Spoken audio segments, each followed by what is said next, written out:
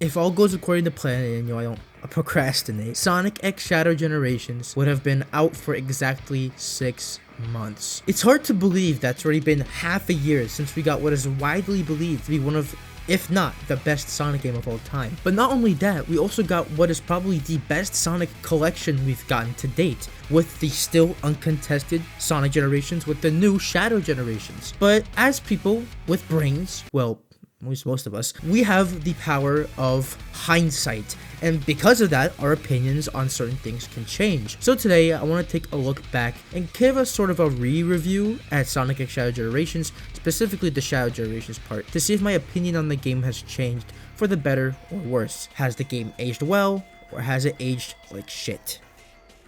Starting off with the controls, because say it with me now, if the controls are ass, then the game will be trash! And I said this before, and I still think that the controls feel really solid in this game. Turning this game still feels a bit stiff at high speeds, but it still allows you to make slight adjustments when needed, and for a boost game, that's really good. It also helped that my biggest complaint about Frontier's movement, the air control, it's fixed. Turning while jumping has been greatly improved, and making precise jumps feels much better and tighter. And as time goes on, I'm really starting to love Shadow's side dash slide rather than a traditional quick step. It feels so much more fluid, and if it's expanded upon, I would love to see it as a mainstay in his moveset.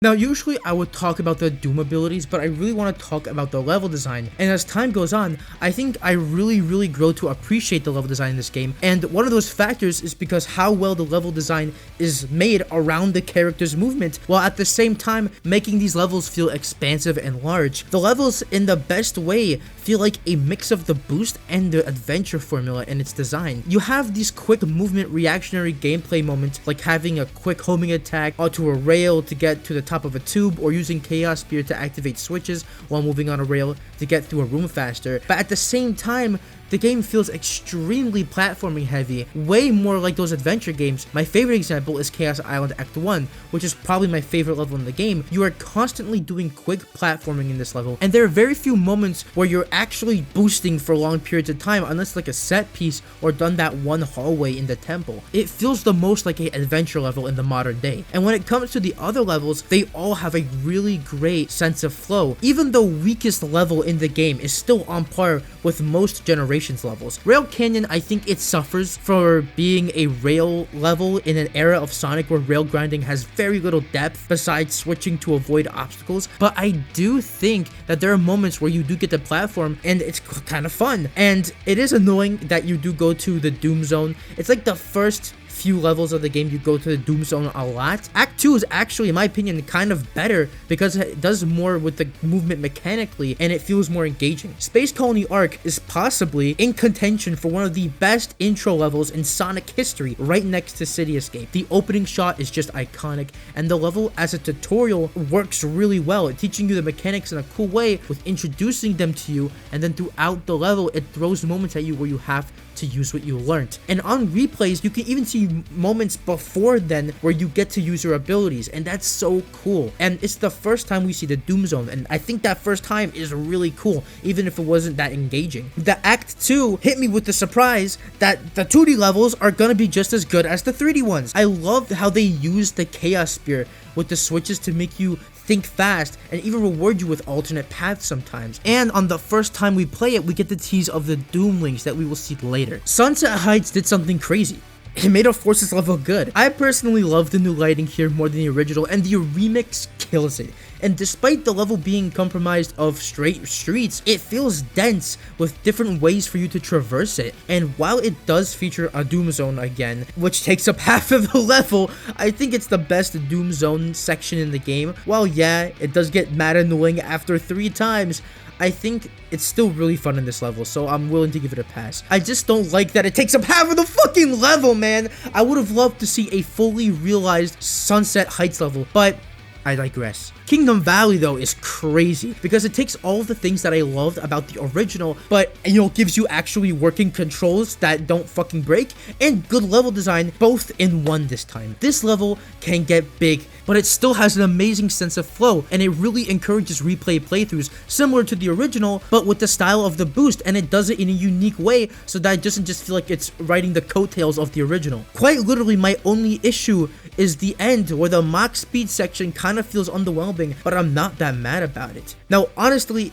if it wasn't for Chaos Island being such a great level, it would have probably been my second place, but since it is, Radical Highway is my second favorite stage in the game. Act 1 on a first playthrough hits you with the Doom Wings again, and this is where you really get to let loose because now you can use them in 3D, and you can fly over this whole level. But what's really cool about Radical Highway is that this level is designed around the Doom Wings, and it's so cool, man. And if you decide to play the level without Doom Wings, it plays like a completely different level. For both acts, for both ways of playing, the level design is just amazing. They did not miss here, man. And this probably feels like the most expansive and free level in the game. More so in the first act because it's very, very vertical, but even in the second act, it's really good. And speaking of the second act, instead of being a 2D level, it is another fully 3D level. And while a bit more straightforward, it still feels super engaging and fun. And the S rank on this level also feels really fun to get. So I came back to play this level a lot. And Chaos Island, man, I already said what I love about it. It feels like an adventure level. It's just pure, straight, non-stop, engaging, high-speed platforming. I love this level. Even though I don't really prefer Act 2 as much as the other ones, Act 1 carries this level so hard that I'm willing to even ignore it. But, bro, it's so fucking good, man. Oh my god! I love this level so much, man. You understand. So when it comes to the base levels, I think what they all get right, and this is something that Sonic games should get right, and what all the great Sonic games do, is that they're all fun on that first playthrough. I will admit, Chaos Island, because of the Doom Morph, which I'll get to later, it is a bit hard to get good at on that first playthrough, but besides that, every level in this game is just straight up fun on that first playthrough. There's no getting good at it to get fun. There's no, oh, it's only good once you master the level. It's just fun, man. And that's what every Sonic game should strive to be, man. That's what the goal is, man. And the mission acts are also really fun. Whether or less than normal gens, they feel more in-depth and consistent, especially the super hard acts. And in December, we had the Tokyo level release, which I think is unfortunately the worst level in the game. It's not bad, I think it's still fun, but half of the level really is just cutscenes. So while it looks cool, it can get really annoying when you can't skip the cutscenes and you really just get 2 minutes of actual gameplay. And it's only one act with 2 challenges, so it's kind of lackluster. It really was meant to promote the movie. I mean, it's cool that we got Keanu Reeves in the games though, so that's neat. And also, I want to quickly touch on the open zone. While I do think it's pretty fun, it's not as good as Frontiers. I think it's fun to do the challenges. I think the overall visual design is a great improvement over Frontiers. I just think the actual gameplay experience is not as good as Frontiers. The world feels more like a big hub rather than a true open zone, and I don't think that they should have marketed it as an open zone. I don't think that was the right call, because it really isn't.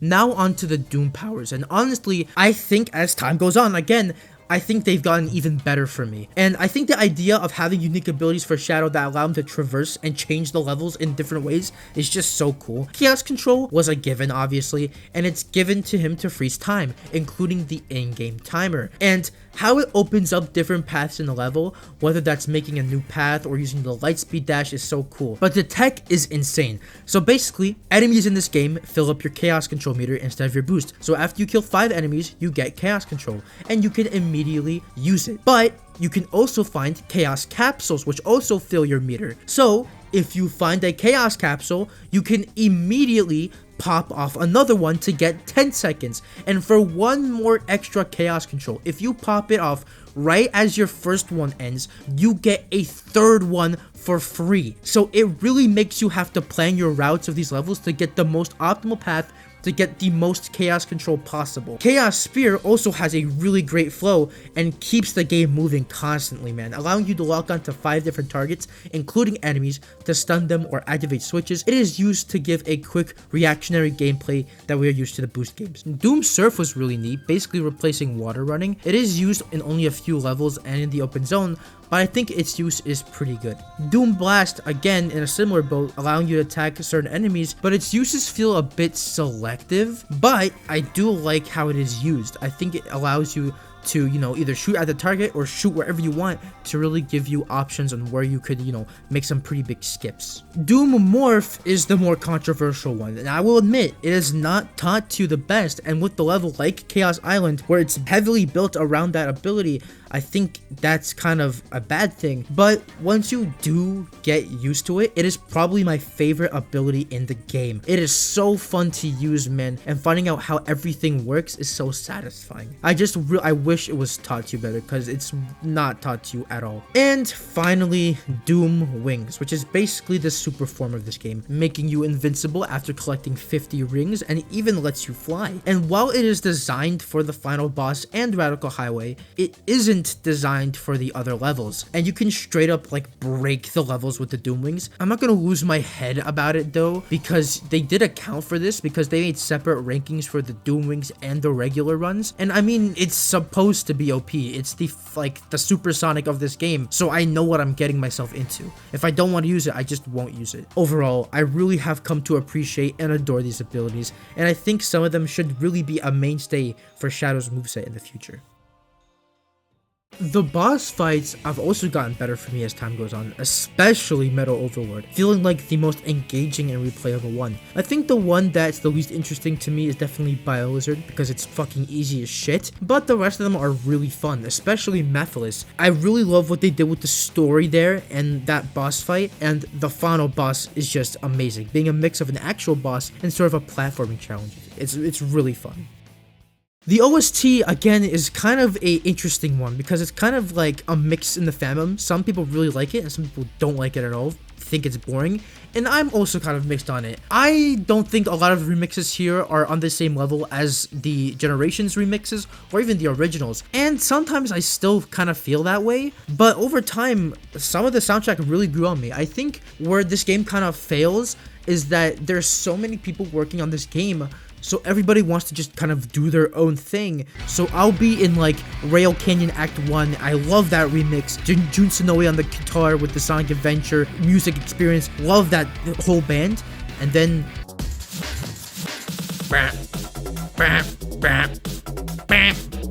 here, I think they were trying to do the thing where in original Generations, the game that the characters from would sound more like the original, and the characters that aren't from that game have the remix. But here, you can't really do that with Shadow, so it kind of just it's weird. I don't know. I'm still kind of mixed on the soundtrack, but I will say, a lot of songs have grown on me. And finally, the story. I still think it is as beautiful and as heartfelt as ever. My biggest gripe, however, is the pacing. It feels like the way it ended was rushed. Maybe not rushed, but it feels like there could have been a cutscene or two that could have been put towards the end to really flesh out the whole relationship between Shadow and Maria a bit more, so that ending with Maria and Shadow, even hits harder. But again, they also have that established connection. Even Maria right now, because I guess she was sent to Whitespace when she was probably hanging out with Shadow at that time when she was brought to the Whitespace, but for this game, it does feel a bit rushed. But besides that, Shadow's characterization in the story was amazing, especially after having his character being absolutely sullied for years. This game 100% did him justice. So in the end, 6 months later, this game honestly is the same ranking for me, perhaps even higher than when it came out, and I think that has to do with the game's incredible design and the polish of this game. This game has to be one of, if not the most polished Sonic games that we have gotten in years, along with the overall improvements to the animation and presentation. This game just screams quality, and I love it. I love how to play it. I love how it looks. I'm very excited for the future, and I'm happy that this game, to me at least, still holds up. And that's really all I have to say for today. If you guys enjoyed, make sure to like and subscribe, turn notifications, and comment down below. Do you guys think that it held up? Do you think it got better? Do you think it got worse? Let me know. I don't think it got worse. I think I don't know. I think a lot about this game holds up extremely well, and you know, I think this has to do with like, I mean, it's designed really well. The quality is amazing. It gets me really excited to see if they're gonna put this type of quality in the next open zone game. I hope they do. I really hope. I said this a few videos ago, but I think the next game really is gonna see if they're up to the task of, you know, putting out high quality games, because this is a side game. You know, it's not as hard to be high quality when you're just a side game, but if they can pull this off for like a full mainline game, then we will be set, I think. But that's what you'll have to see.